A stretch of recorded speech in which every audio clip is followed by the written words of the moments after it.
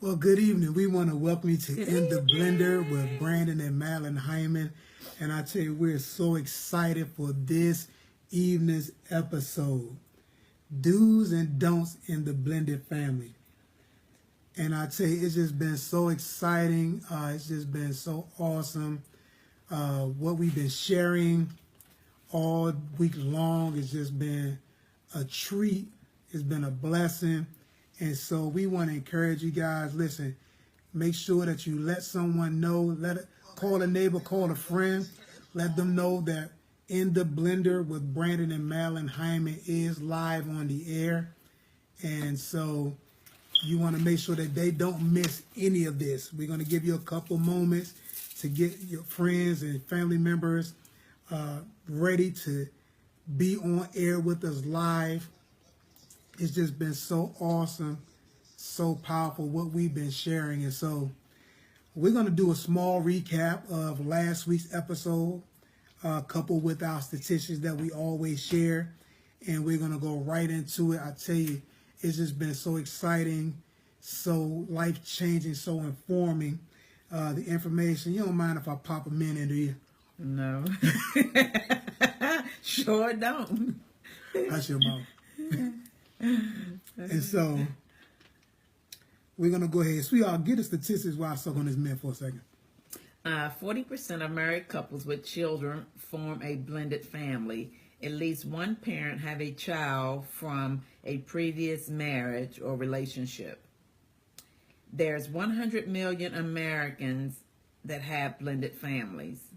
Approximately 1/3 of all weddings today form blended families. And what is that reference from? That's reference from the Pew Research Center. And so that's important, guys, so that you understand that we never just throw information. Mm-hmm. We never just throw out blanket statements. Everything that we share with you guys has been researched and it has been proven to be so. And so we started off with 40% of married couples with children form a blended family. That is even higher today. Yeah. And so there's such a need for what we share and what we bring to you guys on a weekly basis that is mind-blowing. How many people come to us, how many people stop us, how many people just contact us and say, I needed to hear that. Mm-hmm. You guys have no idea, I just went through that. Or I wish I would have known that back then. And so this is huge, guys, and we want to make sure that not only you're sharing it, but that you're letting your family members know, that your friends know that, hey, there is a vehicle whereby you can get information to assist you in your blended family, and you can have the best life now as it relates to your blended family. Then it said there's 100 million Americans that have blended families. That's huge. Again, I said the number is ever growing. Every day is growing more and more. Approximately 1/3 of all weddings today form blended families. Actually, it's 2/3. And so this number is just, it's almost the new norm. Really, I mean, when you think about it, a lot of people have had children out of wedlock. A lot of people have had divorce and separation. Mm-hmm. And now they're starting a new family, a new marriage, family dynamic. And so now that constitutes the blended family. Mm-hmm. And so with that, the things have changed. The game has changed, guys. And so we have to make sure that we're changing with the game. And so that we can be on top and we can take this to the next level, the next dimension, so we can show the world God's intent on what the family was meant to be. And that's love. Love covers. And so we're excited. Last week we talked about do's. Oh my God, that was just so awesome. We talked about find effective ways to get to know the child or the children.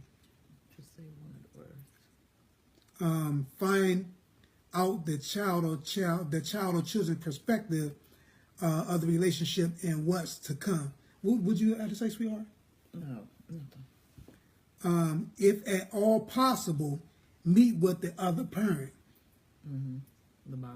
The biological parent. And so those are important. You want to get the child's perspective because guess what? They're part of the family. They're an intricate part of the family. And you want to get their perspective as to what they're looking for, what do they expect, how do they want to see things go. Not only that, what role do they want to play? They know you guys have a role, but what role do they play in the success of the family? And so it's important to get that. It's important to find that out. It's important to meet with if at all possible, meet with the biological parent and find out what role they want to play or they think they're going to play in this new dynamic. Because some people, their thoughts about their role is a little warped. And you need to understand that and know that so that you know how to correctly deal with that. And then some of them, they're right on point. They're right with the program. They understand that what was is no longer, but it's not about them. It's not about you. It's about that child as it relates to you two. And so how can they better assist, or how can you better assist, or vice versa, whatever way. How can you guys assist in the nurture and maturation of that child or those children? Allow time for adjustments. We talked about allowing time for change and compromise. Right. And always keep the lines of communication open. So those were the do's that we covered on last week. But man, we got some don'ts that's just going to be out of this world. And so what's the first don't? Don't bring old expectations into the new relationship. Wow. Read that again. Don't bring old expectations into the new relationship. Listen, this is huge. Don't bring old expectations into the new relationship. What do you mean?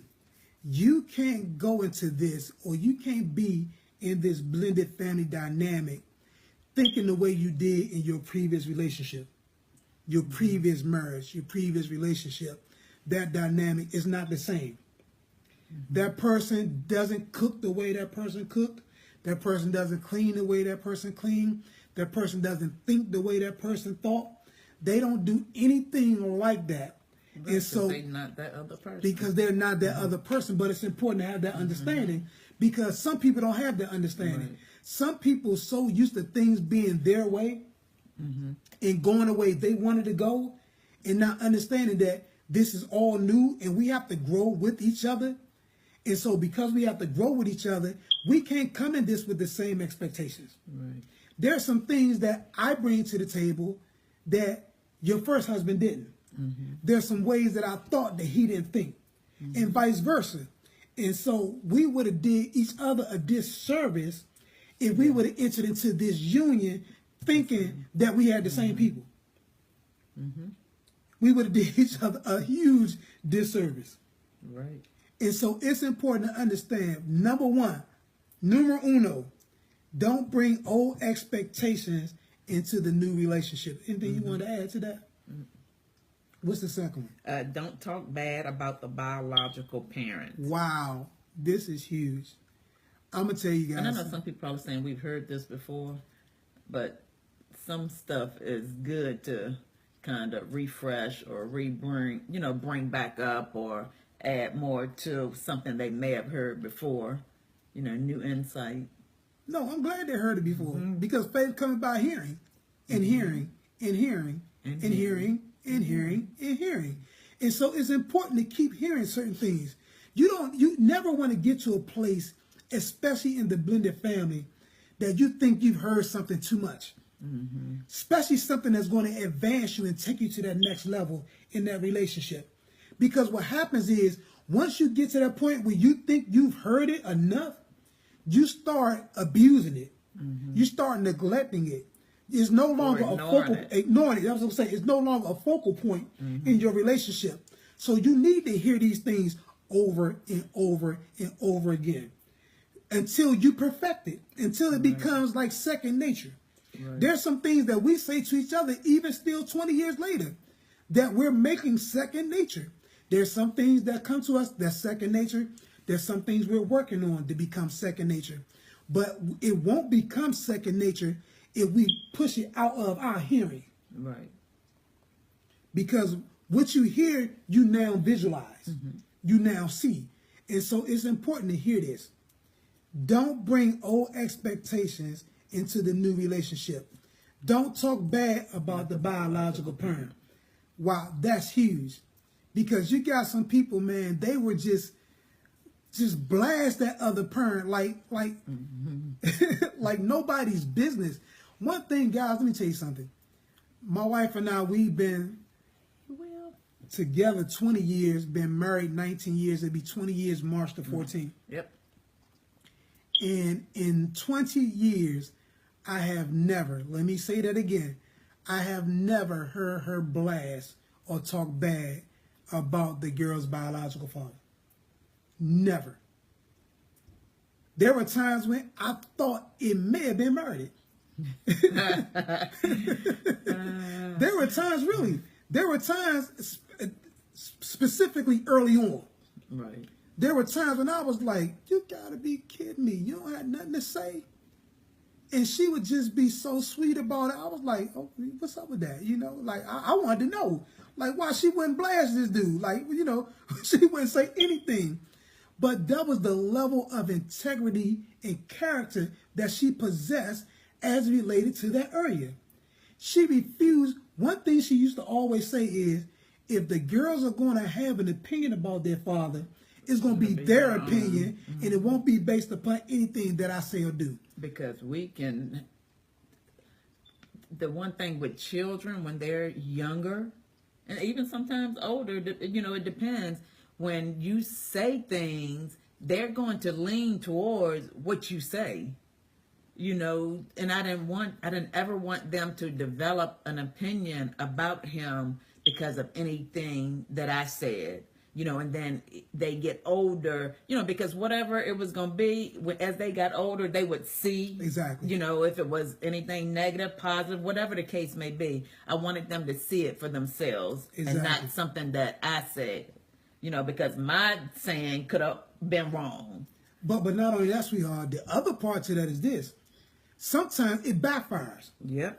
And so you're thinking you're saying something about that parent, that you're thinking you're getting the upper hand, when in actuality, you're magnifying them in that child's eyesight, and you're even minimizing yourself.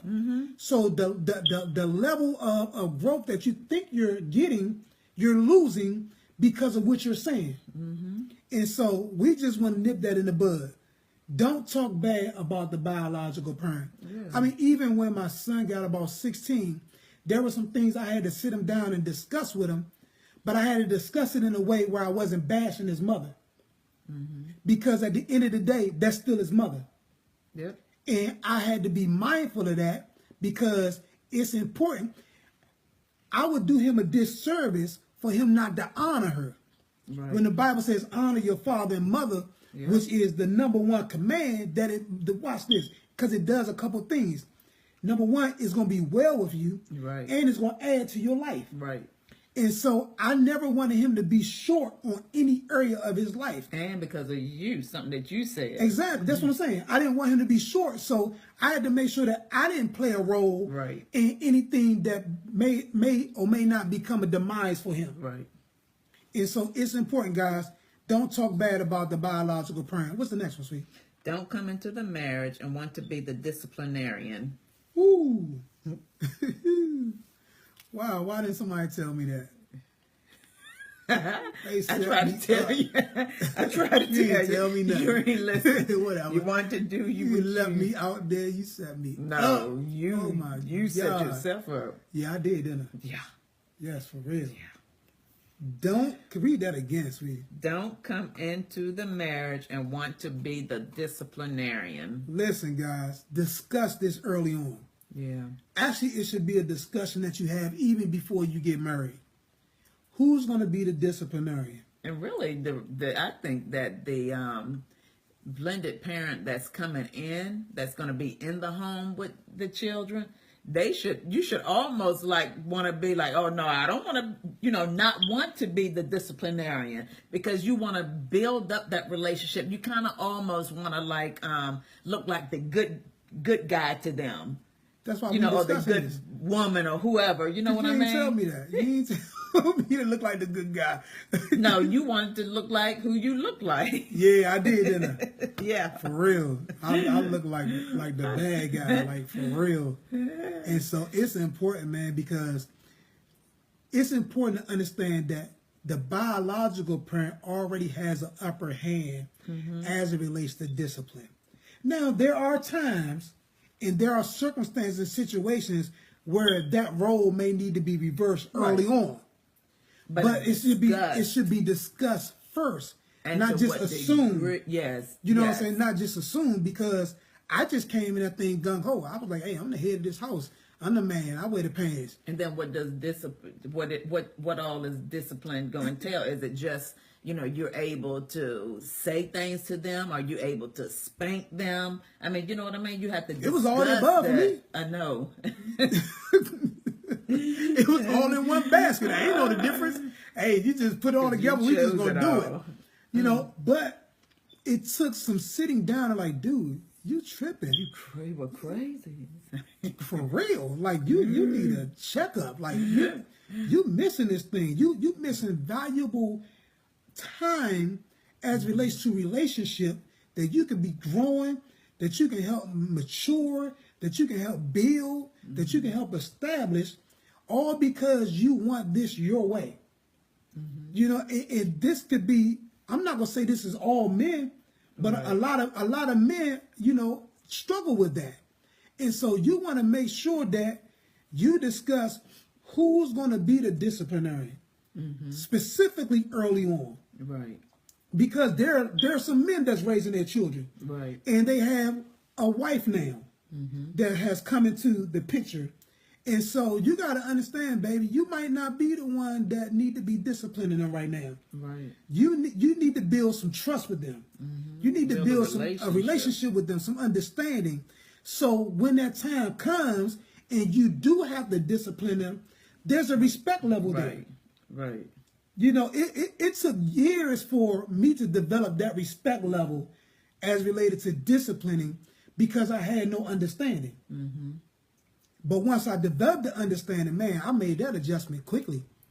I made that adjustment. And to, no, I was gonna say, and to, if possible, it's a good idea to talk to the parent, the biological parent that's not in the home, because there can be times, you know, no, seriously, you know, because the child is going to be going between both places, and you don't ever want it to be where, like, you may spank the child and they go, when they're going to see their mother or their father, and then they say, oh, such and such did this to me, and then it brings, you know, drama to the home, because they go and tell that, you know, this person hit them or, you know, did something. So it's best to even talk to them, you know, to see if it's okay, discipline, you know, when you're disciplined, am I able to, let's me and you talk about how your children can be disciplined in the home. Well, I did that. Yeah. That was done. Okay. But I didn't talk with the girls.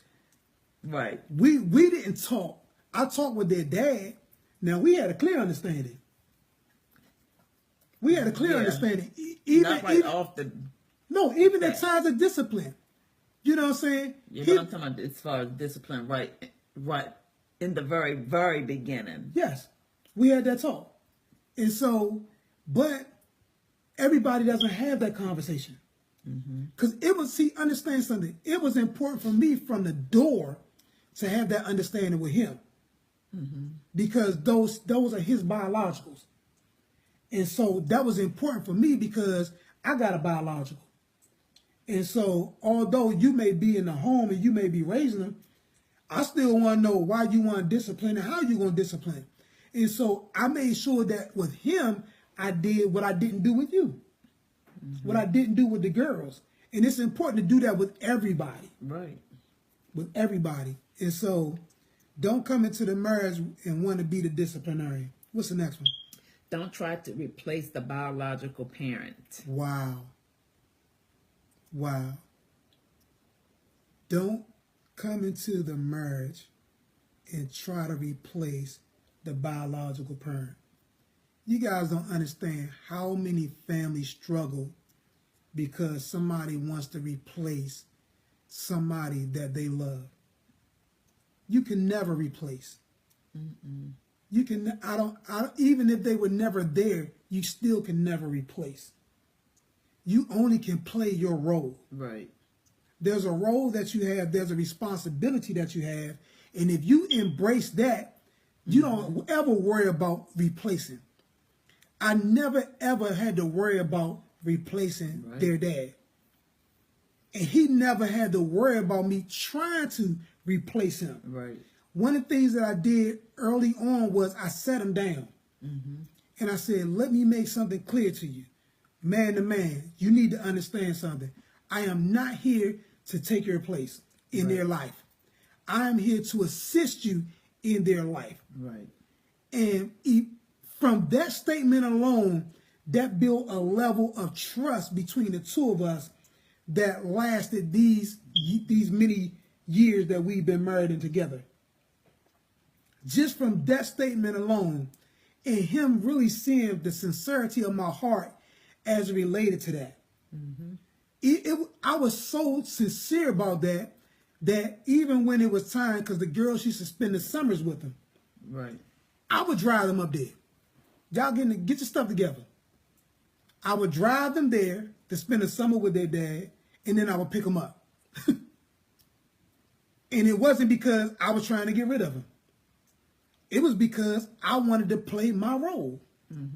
And I wanted to do my role the best way I knew how. And so that's how I participated in that dynamic. And so communication doesn't always... Main things will always go smoothly, yet it's still vitally important. Exactly. That communication piece is important. And we're telling you guys, it's not going to always go smoothly. Because we got another part to that too. We got another part to that communication piece that didn't go smoothly. But it was still vitally important. It still was vitally necessary. Because there were some things that we dealt with even with my son's mother that didn't go smoothly like we anticipated or like we wanted it to. But it was vitally important because there was some understanding that needed to take place. Seeing all you get, you got to get understanding. So it was important for us to have understanding as it relates to what was going to go on and how it was going to go on and when it was going to go on. Right. And so those things are important. What's the next one, sweetie? Don't treat the children different, meaning the biological from the blended children. I was like, wait, what? Don't treat the children different, the biological children from the blended children in the home. You okay? Yeah. I said I just lost my thought for a moment. You like, what? Yeah. But no, don't treat the children differently. In 20 years, I have never called my girls step. Right. You guys hear me say this? I'm going to say it again. The only steps in your house are the ones that lead up to the front door and those that either go downstairs or upstairs. But as it relates to human beings in your house, there are no steps. Steps is a divisive word used to bring division and separation. That's what steps are for. I don't care what Webster say. I don't care what any other person says. Steps are divisive. They are a device used to get somewhere. We're not devices. We're not divisive. We're not used to get somewhere. We are. They are my daughters. Whether they are biological or not, they are my daughters because I am their father. I'm married to their mother. This is our family. And so that's the way I came into this, and that's the way it will be. And when you speak the word step, you're already telling that child or those children that there is no ownership. Wow, let me say that again. You're already telling that child or those children that there is no ownership. We're not one. We're separate. You are over there. I am over here. But when you acknowledge them as who they now are, then guess what? That's how you build relationship in the blended family. My girls call me about everything. Some stuff I don't even want to know. Some stuff I don't even care to know. But I am so glad that they do.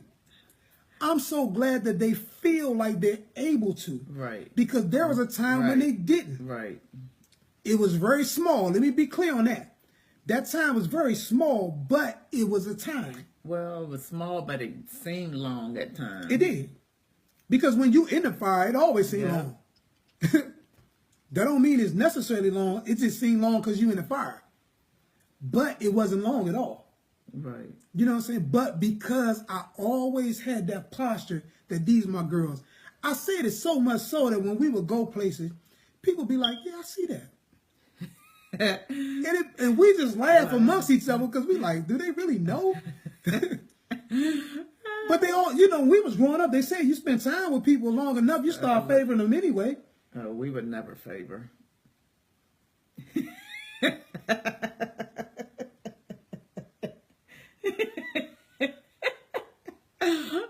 Me and you would never look alike. See, we was in church, I would say, he did tell the wife to be quiet in the church. So I adopted the term bonus to ensure mom wasn't alienated since it was testy. Your thoughts?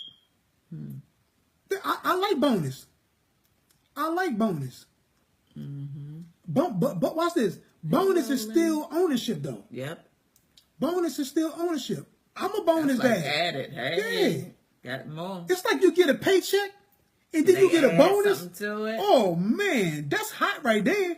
You know what I mean? Because I got paid and I got a bonus. Yep. You look at that bonus a little special. So I love bonus. I'm not gonna take it, but I love it because it's just how you look at it. It's how you perceive it, and that's what I'm talking about. See, again, when you get that check and you get that bonus to that check, sometimes you don't even look at that check. You look at that bonus. How many people talk about their check when they get the bonus? We got us a bonus. Exactly. You don't even talk about the check. All you talk about is that bonus. And so I love it. I love the bonus. I do. And so, but it's important. As long as it's establishing ownership, as long as it's establishing unity, I'm good with it. I just don't like steps. Because the only steps in my house are the one that lead up to the front door and those that go upstairs or either downstairs. Yep. And so what's the next one, sweetie? It's actually the last one. Don't be afraid or embarrassed to seek out help. Wow. Counsel. Listen, guys, because we just about out of time, but we're not out of message. Yeah. Don't be afraid or embarrassed. Let me say that again. Don't be afraid and or embarrassed Yep. to seek out help and advice Or counsel. or counsel. Listen, it's nothing wrong with seeking out advice. Just make sure you're seeking the right people. Yeah. There's nothing wrong with seeking out counsel. Just make sure you're seeking it from the right people. Yep. If your man family toe up, he's not the one you want to be talking to. If your girl, her stuff messed up, she is not the one you want to be talking with. Get away from people that got your problems. Get around people that got your solutions. Right. That don't mean I don't love you. That don't mean I don't care about you. But as it relates to me and mine, I don't. Right. You just can't ask that person. Yeah, because I can't afford for you to speak something that's going to be detrimental or devastating to what I'm trying to build, to what I'm trying to establish. And I don't need your hurt. I don't need your pain. I don't need your frustration. I don't need your anger to be poured out on my family because you bitter. And see, I got to say it like that because some of y'all talking to people and you dealing with people that's hurt. You talking and dealing with people that's frustrated and angry and bitter because theirs wasn't, quote unquote, a success in misery loves company, and they not going to tell you the right thing. They going to tell you their feelings. I don't have feelings to tell you. I can only tell you the word. And so it's important. That's right. Yeah, Roland. Roland said, yeah, I need to be talking to you all. Yeah, Roland, you already know. Yep, you know, Roland. It's important. It's important, man. Listen, millionaires talk to millionaires. They don't talk to brokenaires. Let me say that again. Millionaires talk to millionaires and billionaires. They don't talk to brokenaires. Because a broken egg can't help a millionaire. Plain and simple. But a millionaire can help. But a millionaire can help a broken egg. And so you want to make sure whoever you're seeking that counsel with, listen, whether it be a spiritual counselor, your pastor, someone licensed, someone that's established in that area. That's been successful. Exactly. Make sure you're seeking out those individuals. Mm-hmm. You don't have time for barbershop talk when it comes to your family. You don't have time for beauty salon talk when it comes to your family. Because everybody in the barbershop ain't successful in relationship. Everybody in the beauty salons is not successful in relationship. They might be successful with your hair, but that don't mean they're successful with your life. And so it's important to have that understanding. So don't be afraid. Right. Don't be embarrassed. There's nothing to be embarrassed about. There's nothing to be afraid about. We all need help and assistance in something in our life. Yeah. And this is one of the most important things that you have, one of your most prized possessions. Why be embarrassed? Right. Why be afraid? I didn't care who knew what I was going through. I wanted better. Mm-hmm. I wanted the best. And so I sought out people that was on top, that was doing it. I had some people I had to watch from afar. Right. Pastor Mike talks about that a lot, about just thinking what a person would do and then do what you thought that person would do. And it assisted me in some things that I needed to do. Right. And so, oh my goodness, we are out of time. It's 8:01. Oh my goodness. Yes, sweetheart. Go ahead and talk about that for a second. So, you guys know we so into someone every week. Wait a minute. Embarrassment is a choice. Choose wisdom. Amen, Donna. That's right. Embarrassment is a choice. That's right. So we so into someone weekly. However, we said before, when we sow, you have up until the next episode, the next broadcast, to email us your information so we can send out, the gift that we're sowing into your life. So tonight we'll be giving away Before the Storm by our very own pastor, Apostle Dr. Michael Freeman. Yes. This is a really good book. It'll help you. It's got a lot of good strategies in here on, storms that you will face. So tonight, we are actually going to sow this book into Roland Hinton's life. So Roland, now you have until 7 p.m., 7:30 p.m. next Tuesday to send us your information so we can mail you the book, and email us at weareablendedfamily@gmail.com. Yes. Again, that's weareablendedfamily@gmail.com.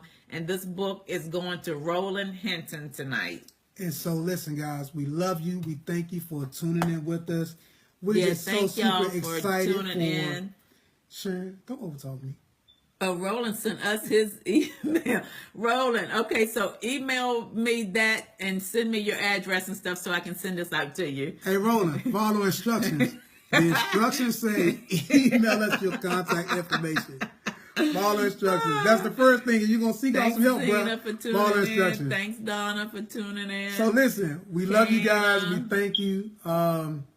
Listen, it's been an awesome honor to be sharing with you guys. Yeah. There's so much we have. There's so much we're going to be sharing, especially in 2018 that's coming up. Some different stuff. Be on the lookout. We got some literature that's about to hit the fan. And so you guys don't want to miss it. Listen, you want to make sure that above all things, you make this blended family a reflection of God's love in the earth. Right. People are dependent upon you to be successful. And we just want to make sure that we play our part in sharing information so that you can have your best life. And make sure that you have a relationship with God, because without him, with Jesus Christ, because without him, yet we had to do the work, but we always kept him in the forefront. Exactly. And so until next week, we love you guys. God bless you. In the blender. Bye, guys.